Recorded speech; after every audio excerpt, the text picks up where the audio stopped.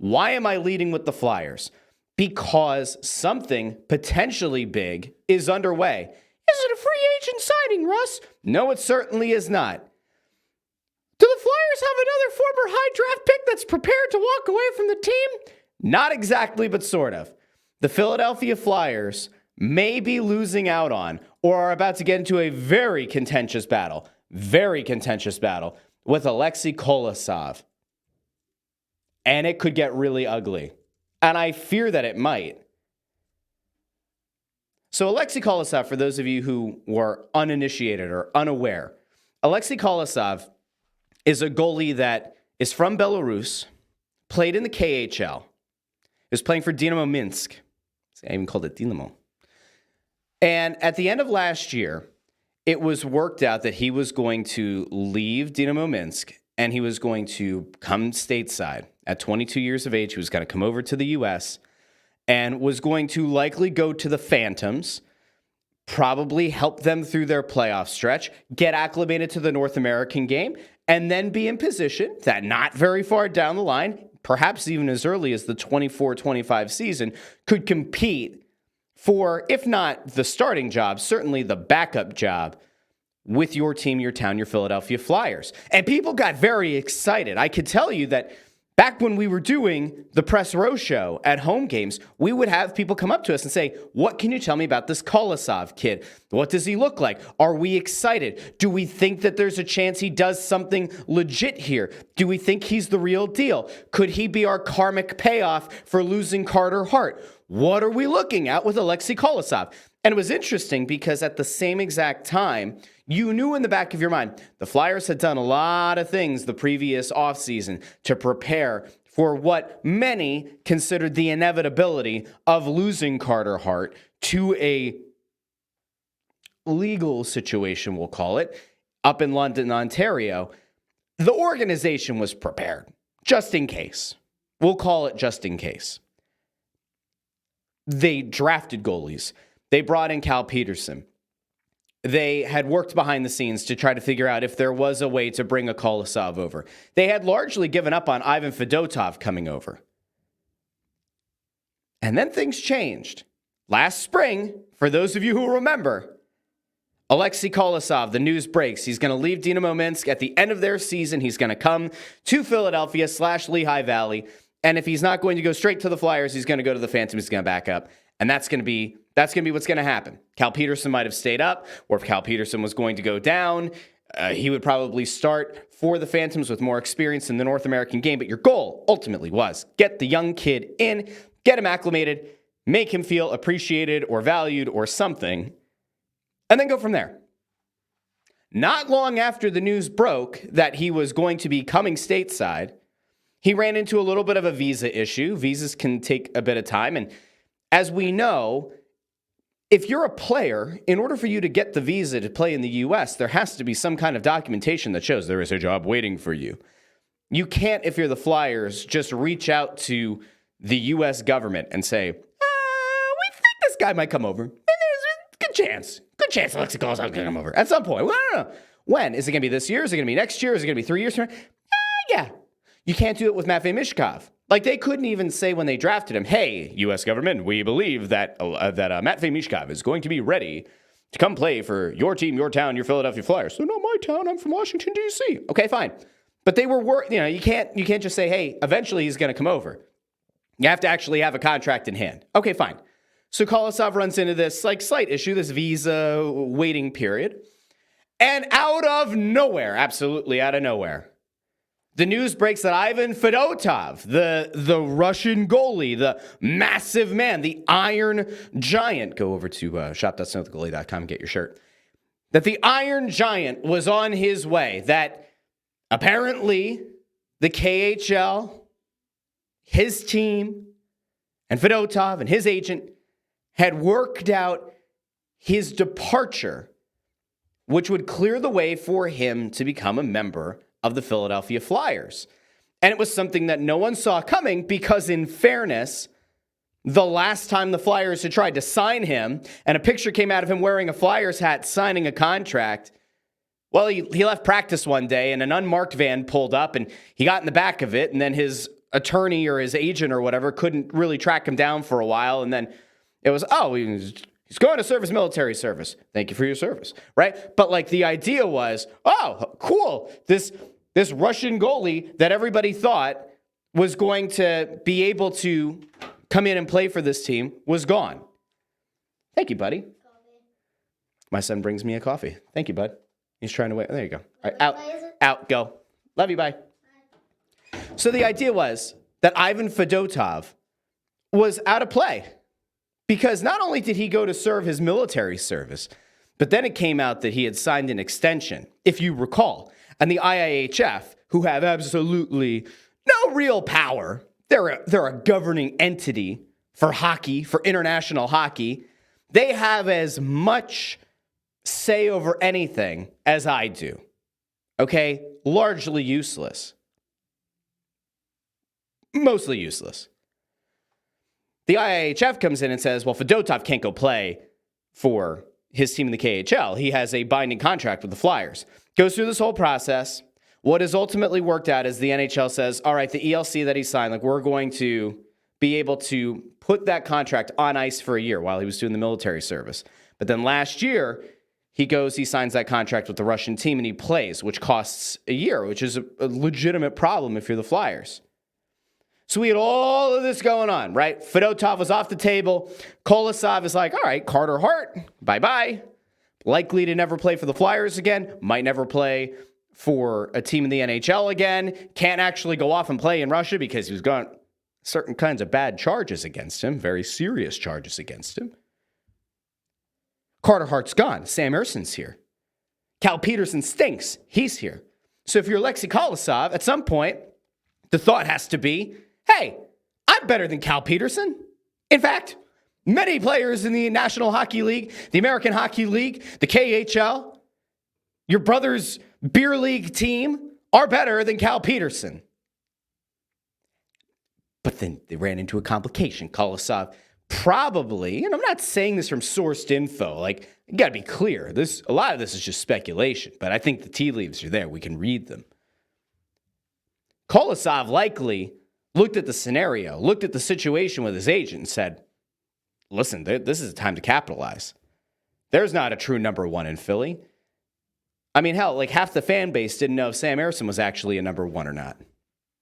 So they probably looked at the situation and said, you are the best young goalie in the system at this point. Fedotov is out of play. Hart is out of play. This is the perfect opportunity. Strike while the iron's hot. Because there has to be a little bit of a calculation when you're a pro athlete, especially one who plays abroad, who is from abroad, who wants to eventually make it to the biggest league in the United States, the National Hockey League. There has to at least be a small part of you that says, I need to try to make some money here. Because there's no guarantee that I can play in the NHL. There's no guarantee I'm going to be a very good professional. But there are millions of dollars sitting out there. Potentially millions of dollars.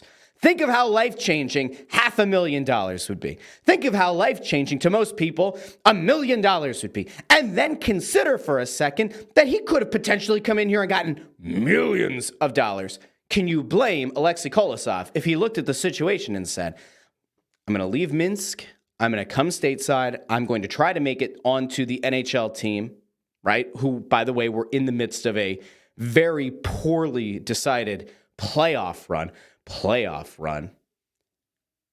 And maybe he said to himself, I'm going to go over there, I'm going to play for a bit, and I'm going to earn myself a contract. Who could blame him? No one. No one can blame him. But then something happened. Fedotov, the news breaks, Fedotov is coming stateside, termination of his contract in the KHL. He's coming to the States. And within a week, 10 days, he's stateside. He's got all new pads. He's breaking in all new pads. And hell, he got himself into the lineup. They didn't send him to the AHL. They brought him right in and made him the backup. They used that emergency goalie provisional provision in the CBA that some other teams apparently squawked a little bit about. They sent Cal Peterson down, and Ivan Fedotov, the Iron Giant, became your backup. Meanwhile, Alexei Kolosov was like, well, wait a second. I just left the team that I like to play for in the KHL, Dynamo Minsk. I just left them to come over and play for you guys. Oh, what am I doing? So they send him down to Lehigh Valley, which is totally fair. And in fairness, if you're thinking about it, You're 22 years old. You've never played stateside. It stands to reason that there might be a little bit of a learning curve. You have to learn the American game. The rink size is a little bit different, and it does depend. Some KHL teams have moved to more of like what an NHL-sized rink is, but some still have the really wide rink. So there's an idea that you have to adjust. Maybe not as difficult to adjust as it used to be, but it's still a thing. Okay, fine. Kolosov comes over, and at some point when he was here, the word came out that he was uncomfortable, that there are no real Russian-speaking players on the team. He's backing up Cal Peterson, who sucks. He's backing up Cal Peterson in this playoff run. He doesn't know the language. He really doesn't have anyone here that makes him feel in any way, shape, or form truly comfortable. And that he might be homesick. That came out not long after he landed in the U.S. and kind of went through some of the motions with the Phantoms. And when that season ended, it became even louder that Alexei Kolosov might not want to play in Philadelphia. And then people got themselves in a tizzy. And I sat back and I said, I don't blame him. Like, think about, just for a second. I know we kind of like go in circles sometimes. But like, lay out what your perfect scenario was if you were Alexei Kolosov, and then the absolute shit show he walked into, okay? Before Fedotov, going into last season, Kolosov probably goes into the KHL year. He had been granted the opportunity to remain in the KHL to play another year because there really was nowhere for him on the Phantoms roster or the Flyers roster. Carter Hart, gone. Kolosov probably thinks, oh, Fedotov is definitely off the table. Huh. Sam Ersson goes from being a 1A to a little bit of tenuous footing. Huh. Cal Peterson sucks. Huh. So the likelihood of Kolosov going, okay, I'm in about as good a position as ever to make the jump, get paid millions of dollars, and either play and have a great career or just make millions of dollars. Could you blame him or his agent or his family for saying, yes, do that? And then within the course of a week, Fedotov jumps him, is already playing, is already suiting up, is already practicing with the Flyers. They send him to Lehigh Valley, which is certainly not Philly. Love the Lehigh Valley. Certainly not Philly. There are no Russian players. No one speaks the language. And he backs up Cal Peterson, who sucks. Does anybody actually feel like Alexei Kolosov is an asshole? There are people on Twitter who very much feel like it. I put out the tweet where I didn't say report or sources. I merely speculated, as I just did, that if you look at all the series of events, it stands to reason that Alexei Kolosov would be upset, and probably rightfully so, that what he envisioned as a potential multi-million-dollar opportunity and the chance to play in the National Hockey League got messed up. And then to take it another step further, Fedotov's contract was pretty big, all things considered. Remember, when he came over, he was still on the end of his ELC, and then the conversation immediately became, if you're the Flyers, are you trying to re-sign him? Are you trying to bring him back? And he got a multi-year, multi-million-dollar contract. So then Kolosov, who came over, had nobody to speak to in his native language, didn't get to play for the Phantoms in the playoffs, despite being told that he's part of the future, and now isn't going to get millions of dollars. Probably goes, what the fuck? Like, no, I'm going home to a place where I belong. Like, of course he wants to go back. He has a problem, though. And his problem is that he's under contract to the Flyers. He can't just go back to the KHL and say, I'm going back to Dynamo Minsk. That's not how this works. Now, is it possible? Could it happen that Dynamo Minsk does what Fedotov's team had done before and try to sign him to a KHL contract? Yeah, in theory, they could. And we've seen that the IIHF has no ability to enforce any of it. However, while the KHL and the NHL no longer have an agreement where you can buy out a guy's contract, and the front offices and the ownership aren't supposed to talk to each other, right? Like the whole thing with Mishkov and the whole thing with Fedotov is that the Flyers and the KHL team don't talk. It's the Flyers talking to the player's agent. The player's agent talks to the Russian team. The Russian team talks to the player's agent. Player's agent talks to the NHL team. Sure. They're not allowed to talk. Okay. Is it possible that a KHL team could say, we're going to sign him, screw the Flyers contract. We don't care about binding. It has no impact on us, whatever. Kolosov maybe says, I don't care. I don't need to represent Belarus in the Olympics at some point. Fine. I'm fine without IHF sanction. Maybe. However, the KHL, to their credit, have allowed players to work their way out of contracts to go play in the NHL, to buy themselves out of their contracts. It would appear on the surface, because the surface and what might actually be going on could be two different things, but it at least appears that on the surface, what could be happening is the KHL saying there are good business reasons for allowing players to leave for the U.S. It is entirely possible that the KHL would look at a team like Dynamo Minsk and say, no. You're not doing that. We're in a good place. We're in a good place getting players sent over to the NHL, buying themselves out of their contracts. There's definitely nothing going back to anybody. Sure. I don't think the KHL is going to want to mess with it. I truly don't. And I think that if Dynamo Minsk tried to circumvent the system and bring Kolosov back, it wouldn't go well. And I don't think they'd be allowed to. I want to get to the comments, because there's so many comments about the situation. We'll come back to this, and then we'll move on to some other stuff. Andrew and Joe Papel. These guys are like riding shotgun with me all the time. I appreciate them supporting everything that we do. It's very kind. Appreciate that. Let's see. Joe Papel asks, any word from Ant on Mishkov getting out of Russia? No, he's still in Russia right now. They were working on the visa. He can't come stateside until the visa is finalized. But for all intents and purposes, he'll be fine. He'll be here for camp. We knew that he wasn't going to be here for dev camp. As we know, visas can take a while. He'll be fine. He'll be here. Jay Grubby says, good morning. Sean C. says, I think the Kolosov thing falls at Lappy's feet. Ian LaPerriere, who for some reason is still the coach of the Phantoms. More than Briere. They bring him over here in March. He plays 2 games, pretty much rode the pine for 2 months. Add that on top of the homesickness. I agree. And at the same time, I think that as an organization, you have to have the conversation with an Ian LaPerriere. This guy needs to play.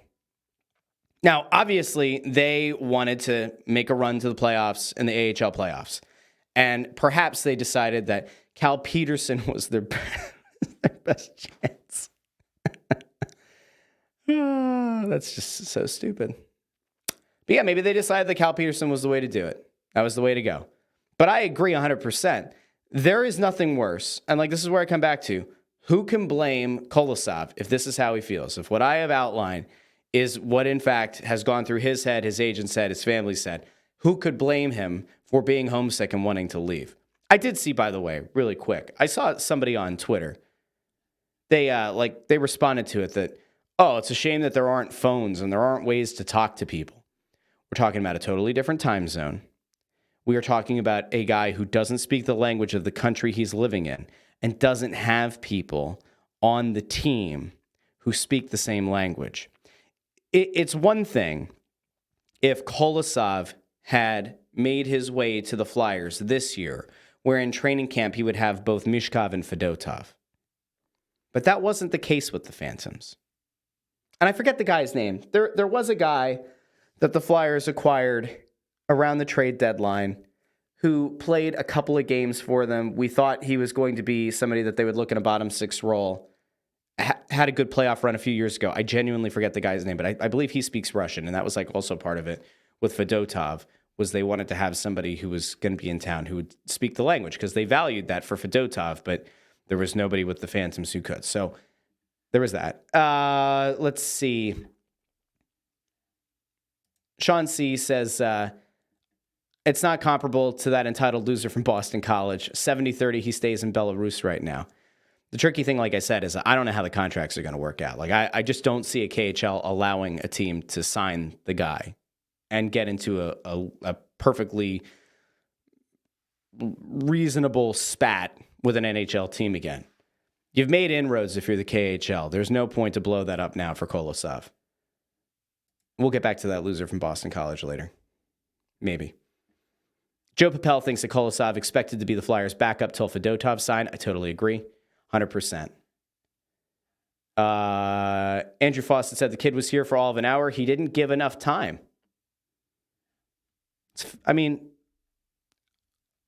Again, I think it's really, I think that people underrate how hard it is to go to a country you don't speak the language in, and that there is no one there who can support you in that way.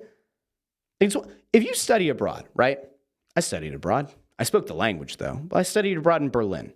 All right, cool. That was a great time. It was a great time. But, I spoke the language. But even if I hadn't, Germany's full of English-speaking people. And the people who ran the school that I went to, they also spoke English. And a number of the international students who were also studying at that school spoke English. And the host family that I stayed with spoke to some extent, at least broken English. But that was still an adjustment. And at that time, I was 19. I was 19, about to be 20. I can't fathom uprooting my entire life, going somewhere where no one speaks the language.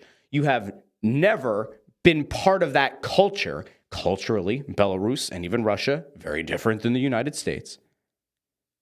I can't imagine at 22 trying to do that. I can't. I actually feel for the guy. And if you choose not to, by the way, if you're out there and you're like, oh, this guy get paid a lot of money, there's a potential contract in play, screw him. You can have that opinion. I think you're wrong, but you can have that opinion. In fairness. Jay Grubby asks, is it possible for the Flyers to loan him out to Dynamo for the rest of his contract? That way he can still qualify, or they can qualify him and retain his rights. I think that they potentially could, but I believe that the contract that he had, right, was ended. It was terminated. And the Flyers allowed him to go back to the KHL for a year. They didn't have to do that. That time already counted against his ELC. I don't see why they would. I think that this is going to get really ugly. I'll get back to that in a second. And if I don't, somebody remind me in the comments about me saying that I think it's going to get ugly. But we'll talk about that in a second.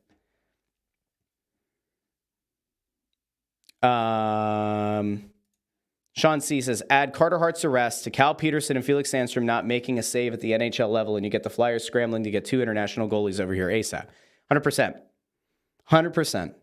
I think that they really did believe that Sam Ersson was going to slide in and be a number one. And I think that Sam Ersson does have the ability to be a number one. I don't think it's going to be like that he'll be a top 5 goalie in the league. I think that he can be a starter in the NHL.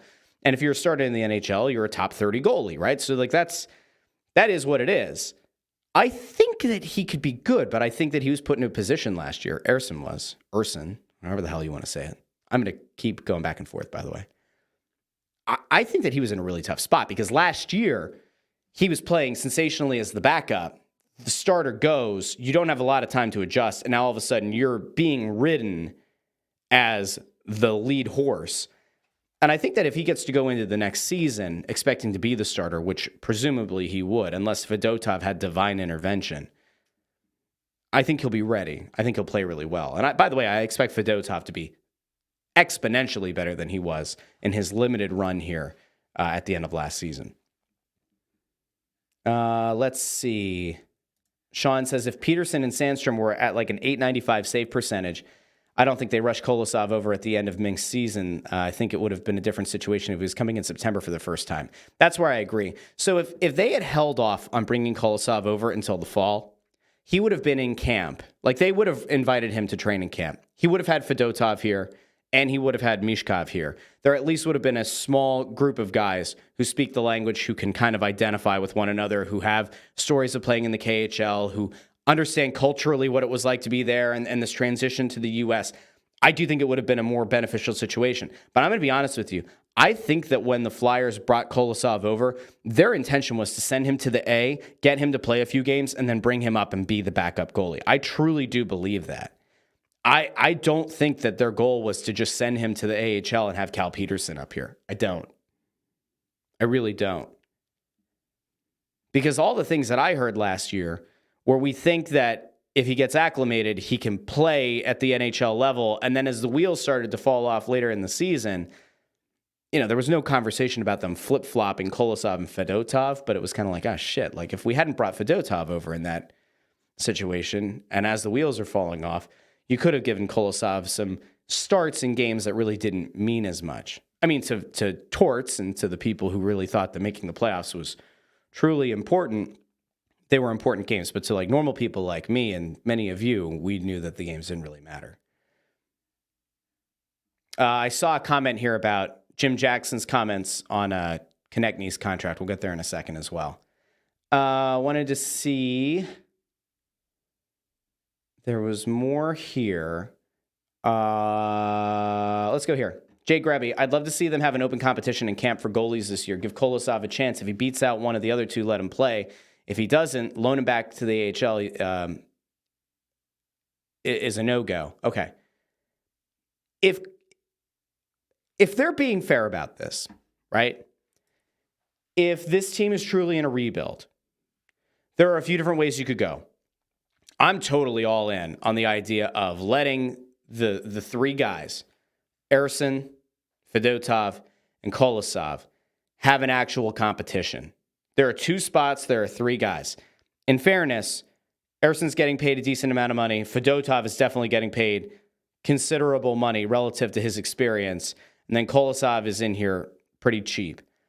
I'd say let them go and do what they're going to do in camp. Let them go through the preseason. Figure it out. In a really good scenario here, Ersson's your lead. He's your starter. Fedotov is your backup. Kolosov gets to play the full year in the AHL, is an absolute like stone cold killer, is a fantastic goalie for the Phantoms. And then you go into the 25-26 season saying, all right, where's Fedotov at? Do we look at potentially trading him and bringing Kolosov up? Do we see Sam Ersson regress in a real meaningful way? And then there's motion. The thing that you can't do if you're the Flyers is you can't get super rigid here. You can't be in a situation where it's like, all right, Ersson's definitely our number one. Fedotov is definitely our number two. We are not entertaining anything else. You're in a rebuild. Figure it out. Figure it out. There are other guys, by the way, in the pipeline who are going to be making their way stateside at some point and are probably going to be battling for spots with the Phantoms. At some point here, you have to see what Kolosov is. You have to see what Fedotov is going to be with a full season at the NHL level. And then you have to make your best decision. I know that there are people out there that are saying, hey, what about potentially trading Sam Ersson? I think that's insane. I think that when you have a guy who's proven he can be a number one or a 1A and have a really strong season, especially when called upon to play a role that no one expected him to, the idea of trading that guy away is pretty freaking crazy. To me, I could be wrong. I don't think I am, but I could be. All right, let's see. There are a few other things here. I just want to see if there's anything that was worth getting to, because there was a question about Konechny, and I said that I think things are going to get ugly in a little bit. Andrew Fawcett asks, is it true that he missed his flight to come over? Apparently, they're working on getting his NHL contract terminated. I don't know. I don't believe the story that he missed his flight. There are many flights. The Flyers have a lot of money. I think that if he missed his flight and he's sitting at the terminal, that it's pretty easy to get him a new flight booked. So I just have a feeling that it's going to get pretty gross. Here's why I think it's going to get ugly. And this is the last thing before we get to the Konechny thing really quick, and then we move on to other teams, not the Flyers. It's going to get ugly for one reason and one reason only.